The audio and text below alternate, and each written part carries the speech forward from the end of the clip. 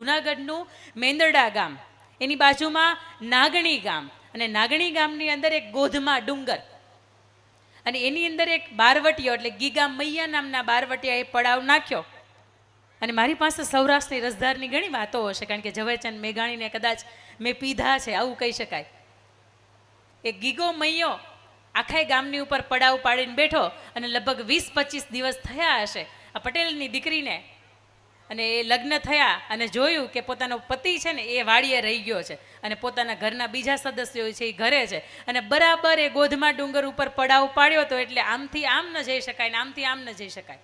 એટલે 2-3 દિવસ ગયા, પણ એ દીકરીને અંદરથી શાંતિ ન થાય. દીકરીને એવું થયા કરે કે અમે અહીંયા શાંતિથી સરસ રીતે જમીએ છીએ અને મારો પતિ છે એ ભૂખ્યો છે. એટલે વહેલી સવારમાં ઉઠે, માખણ વલોવે, એ ગોળનો એક વાટક્યો ભરે, દૂધ દહીં છાશ તૈયાર કરે, અને સરસ મજાનો રોટલો ઘડે, અને રોટલો ઘડીને શિરામણ તૈયાર કરીને પોતાના પતિને દેવા માટે જતી હોય. એટલે સાસુબા પૂછે, ક્યાં હાલ્યા? એટલે ત્યારે સાસુબાને એવું કહે છે કે બા, 3 દિવસથી મારા પતિએ ખાધું નથી ને મને પેટમાં બળે ને મને એમ થાય કે આ શિરામણ એને અંબાઈ આવું. એટલે ત્યારે સાસુબા એવું કહે છે કે એ ન જવાય, એ લૂંટી લેશે. છતાંય દીકરીને એમ થાય કે નહીં, ભલે લૂંટી લે પણ હું તો એને શિરામણ તો પહોંચાડી આવું. અને ત્યારે જેવી આગળ હાલતી થતી હોય એટલે સાસુ એના મેણું મારીને એવું કહે કે તમારો બાપ એ લૂંટી લેશે. અને દીકરીના આ મેણા લાગે એટલે દીકરી એવું કહે છે કે હવે મારે ખરા અર્થની અંદર જોવું છે કે જો એ મારો બાપ હોય ને તો મને કેમ લૂંટે છે. આ 21 વર્ષની દીકરીનું શૌર્ય અને સાહસની હું તમને વાત કરું છું. એ દીકરી એની પાસેના જેટલા પણ ઘરેણા હતા એ બધા જ ઘરેણા પહેરે, એના પિયર પક્ષના બધા ઘરેણા પહેરે, માથે હુંડલો મૂકીને 21 વર્ષની દીકરી આખા ગામની અંદર એમ કહેવાય કે કરફ્યુ થઈ ગયેલું, અને 21 વર્ષની દીકરી છે એ પટેલની દીકરી એ ઘરની બહાર નીકળે છે. જુએ છે કે એના અંગરક્ષકો જે ગીગા મૈયાના જે 2, 5, 10 રક્ષકો હોય ને એ ઊભા હોય ને એવું કે દીકરી, તારી પાસે જેટલી પણ માલ મિલકત સત્તા સગવડતા હોય, જેટલું પણ તારી પાસે ધન ધાન્ય છે બધું મને આપી દે. એટલે દીકરી એવું કહે છે કે મારે ગીગા બાપુને મળવું છે, તમે મને એની પાસે લઈ જાઓ, મારી પાસે જેટલું છે એ બધું આપી દો. એટલે એવું કહે છે કે એની પાસે ન જવાય, કારણ કે બારવટિયા હોય ને એને 12 વટ હોય, એ બેન દીકરીને એમને સ્પર્શ કરીને લૂંટી ન લે, દીકરી પાસેથી માંગી લે. પણ તેમ છતાંય એ દીકરીને ના પાડે. એટલે દીકરી એવું કે મને તમે એની પાસે લઈ જાઓ. એટલે એના 4-5 જે દ્વારપાળો એના અંગરક્ષકો હોય એ ગીગા મૈયા પાસે લઈ જાય. ત્યાં જઈને ગીગા બાપુ પણ ચોંકી જાય કે આ દીકરીને અહીંયા આપણાથી ન લવાય.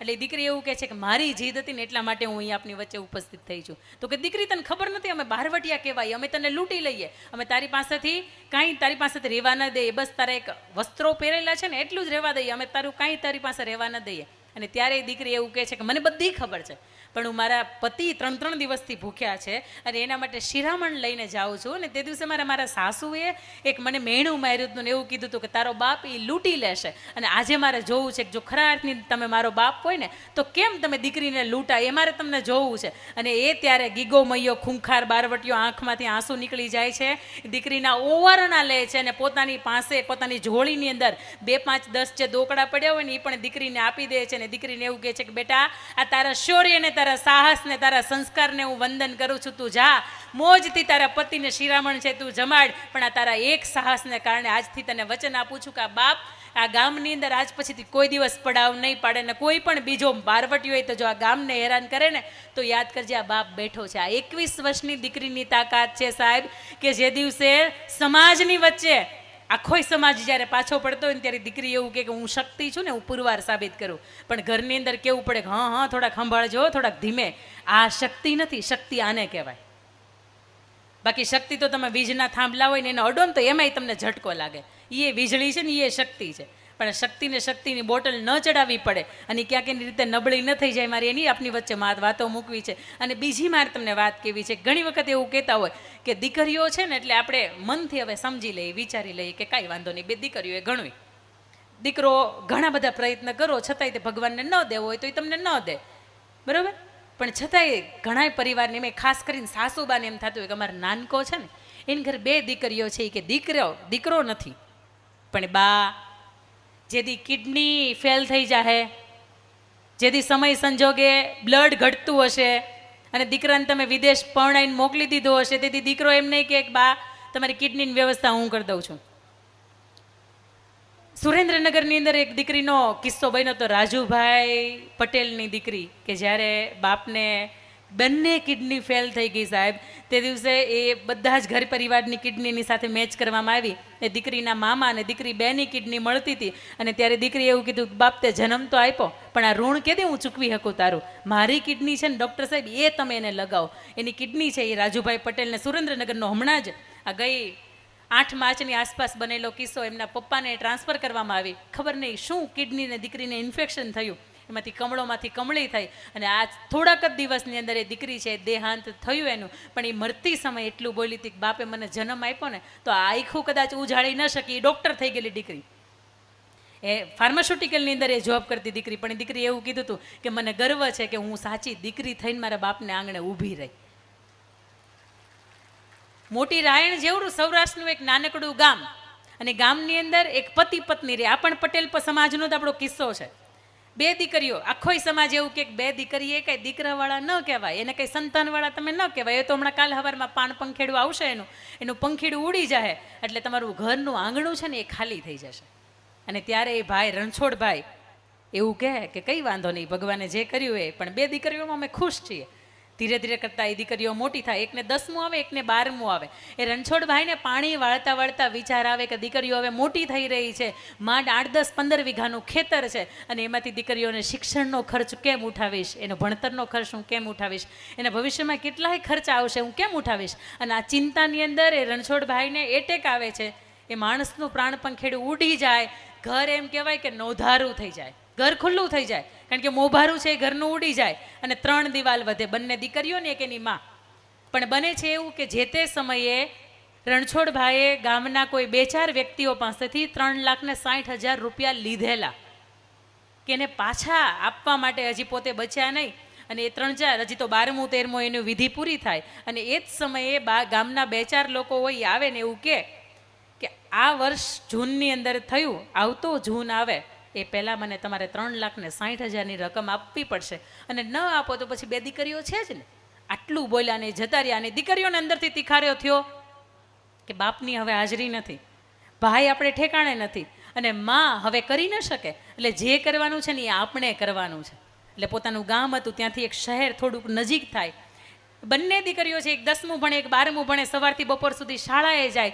બપોર પછી એમ કહેવાય કે બેનપણીઓનો સાથ લઈને એ પાણીપુરીનો મસાલો બનાવે. બપોરે પછી એ બુકાની ધારી પોતાના વસ્ત્રો છે ને એમાં બ્લેક કલરના વસ્ત્રોથી પોતાનું મોઢું ઢાંકી દે અને બપોરથી સાંજ સુધી એ શહેરની અંદર એ પોતે રેકડી લઈને પાણીપુરી વેચે.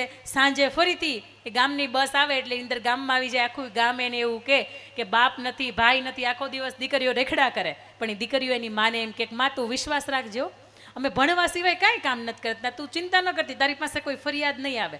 અને આખરે 6-8 મહિનાનો સમય વીતે એટલે માં એવું કે બેટા આપણે એમ કરીએ કે મારી પાસે એક મંગળસૂત્ર રહ્યું છે અને એક ઘરનું આંગણું રહ્યું છે, આપણે એને વેચી નાખીએ, કારણ કે 3,60,000નું તમારા પપ્પાનું દેવું છે ને એ ભરવું પડે. એમ જેમ તે દિવસે દીકરીઓ ફોડ પાડે છે કે માં તું ચિંતા ન કર, અમે સવારે 10મું અને 12મું સવારથી બપોર સુધીની શાળામાં અમે પૂર્ણ કર્યું છે અને બપોર પછીથી સાંજ સુધી આ શહેરની અંદર અમે બેનપણીઓના સાથથી અમે પાણીપુરી વેચી છે અને એમાંથી 4,20,000 રૂપિયાની અમે કમાણી કરી છે. કે માં આલે તારા 3,60,000 તું ભરપાઈ કરી દે. એ માણસ આપણી સામે અવળી રીતે જોવું ન પડે. સાહેબ આ દીકરીઓ છે, 10મું ને 12મું ભણતી આ દીકરીઓ છે. અને આજે પણ જ્યારે તમે ભાવનગરની અંદર તમે જાઓ ને ભાવનગરની અંદર સુભાષનગરની અંદર ઝીણાભાઈ ભરવાડને ઘેરે 2 વર્ષ પહેલાં જાન આવે છે.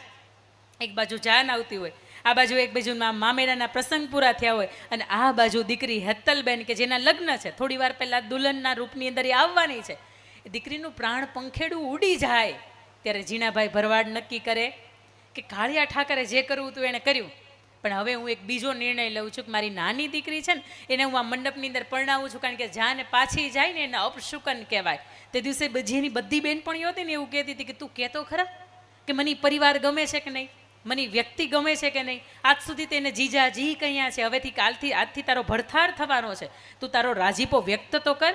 અને તે દિવસે 21 વર્ષની દીકરીએ સાહેબ એવું કીધું હતું કે મારો બાપ જે નક્કી કરે ને એ ઠેકાણું બરોબર જ હોય. આ તો એણે મારી પાસેથી જીવન માગ્યું છે, કદાચ પ્રાણ પણ માંગી લે ને તો મારે આપી દેવાના હોય, મારા બાપની વિરુદ્ધમાં ન જવાનું હોય. સાહેબ તમારી મારી દીકરીને આટલું શીખવજો કે પારકું કોઈ પણ વ્યક્તિ મા બાપની પરિવારની વિરુદ્ધમાં બોલે ને તે દિવસે એ સહસ્ત્ર હાથ લઈને સામેવાળાને વિંધી નાખે.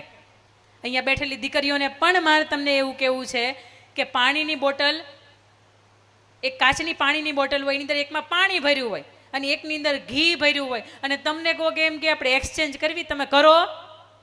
હા કે ના? આપણને ખબર છે કે પાણીની બોટલ છે એ 10 રૂપિયાની બોટલ છે, અને જે અંદર ઘી ભર્યું છે એ બોટલ મૂલ્યવાન છે, 200, 500, 1000 રૂપિયાની બોટલ છે. જો આપણને ત્યાંય ખબર છે કે આને એક્સચેન્જ ન કરાય, તો સાહેબ દુનિયાની અંદર, તમારા ઇન્સ્ટાગ્રામની અંદર, વોટ્સઅપની અંદર, ફેસબુકની અંદર, સ્નેપચેટની અંદર જેટલા પણ તમને વાહિયાત મેસેજ આવે છે ને, એ પાણીની બોટલ સમા છે. એની પાસે કોઈ સારો પરિવાર નથી, કોઈ સારો કામ ધંધો નથી, કોઈ સારું શિક્ષણ નથી. આવા જ વ્યક્તિઓ 12, 15, 18, 20, 22, 25 વર્ષની દીકરીઓને મેસેજ કરે છે. બાકી હારા ઘરના દીકરા હોય ને તે ડાયરેક્ટ ગમતી દીકરી હોય ને ત્યાં માગું ન ખાવે, કારણ કે એ લાયકાત હોય એની પાસે. પણ જે દિવસે તમારી સામે કોઈકના નબળા મેસેજ આવે ને, તે દિવસે તમારામાં બ્લોક નામનો ઓપ્શન છે. ફેસબુકમાં કદાચ 5000 ફ્રેન્ડ અટકી જાય, ત્યાં લિમિટ પૂરી થઈ જાય, પણ બ્લોકની અંદર કોઈ ઓપ્શન આવતા નથી. તમે અનલિમિટેડ ટાઈમ્સ કોઈ પણને બ્લોક કરી શકો.